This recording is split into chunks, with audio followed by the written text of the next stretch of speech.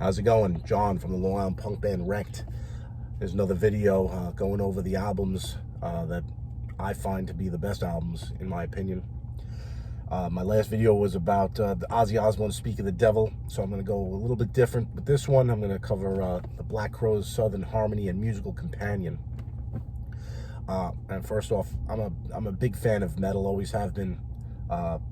The most extreme music, the fastest, the most evil sounding, that's the kind of stuff I gravitate towards, along with a host of other stuff. But the Black Crowes, I first became aware of them through a kid I went to high school with in a band, and we liked Led Zeppelin, we liked that kind of Rolling Stones kind of stuff.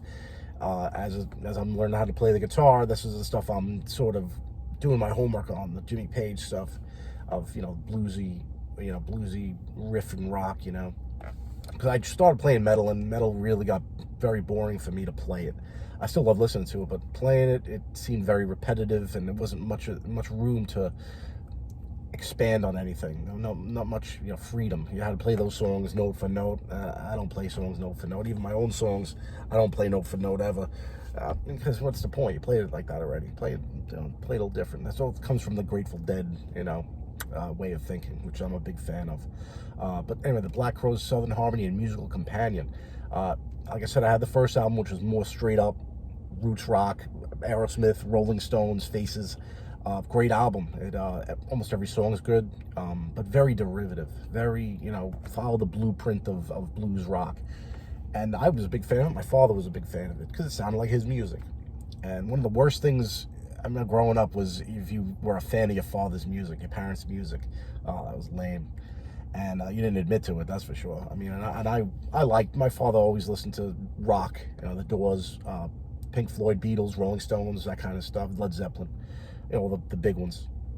But when the Southern Harmony album came out, I was in 11th grade, and this senior came to me, and we would talk about the Black Crowes all the time, and I'm a big fan of it.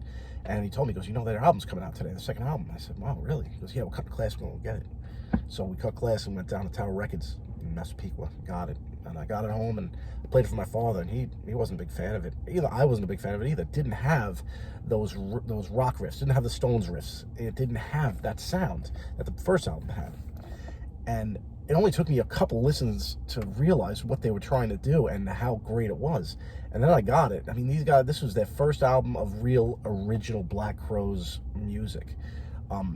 And it just encapsulated their whole sound. And maybe it was they got rid of Jeff Cease and got Mark Ford on the guitar.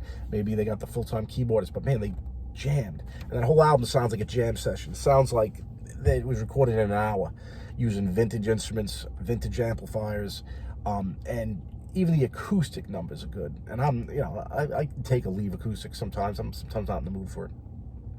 But that stuff, every song is good. And you have Sometimes Salvation on it. You have My Morning Song, Hotel Illness, Sting Me, and then like I said, the acoustic numbers, Thorn in My Pride, Bad Luck, Blue Eyes, and even the Bob Marley cover, Time Will Tell. Finish that album perfectly. And that album, to this day, I still put it on. I'm still sit down and listen. Like, man, how did these guys come up with this stuff? How did you write this stuff? And it's I understand it's a collective of the Robinson brothers, and who else? Steve Gorman. I think the drummer Steve Gorman is a big part of that sound. So yeah, that album really did it for me. Made me a lifelong Black Crowes fan. I've seen the Black Crowes live a lot, and sometimes they were great, sometimes they were dog shit. And I remember I saw them at the beach once, and I walked out. I'm like, I can't sit here and listen to this. It was when they were doing this meaningless jamming. And the Black Crowes, as much as people would like to say, they're not a jam band. They don't have the chops to be a jam band. They have the chops to make 2-3 minute songs. That's what they're good at. They're not a good jam band. And few are, really. And the only band that I really love jamming, and I could hear them jam, would be the Allman Brothers Band. To a lesser extent, the Dead. The Dead would have to be really coherent and with it, and on point. Because other than that, some of those Grateful Dead jams are brutal to listen to. They just go nowhere. It's a bunch of guys not playing in time. Especially those two drummers, those hack drummers. I doubt they could even play a straight beat between them, two of them. But the Black Crowes, again, was to me that opened up a lot of doors for me of listening to different styles of music, different roots of rock and roll, and not being ashamed of it. Because again, I was a metalhead, and I didn't like anything that wasn't metal, or I wouldn't admit to it. But Black Crowes really, I'm like, man, these guys look like metal. You know, they have long hair and they look cool, but they also had this. They were in touch with this music, and it got me, especially as a guitar player, to listen to a little bit differently and go a little further into the roots of rock and roll, and it did. And again, I'm a lifelong Black Crowes fan. I'm not a fan of what they're going to do this summer at Jones Beach. They're going to have a reunion, just the Robinsons. Not going.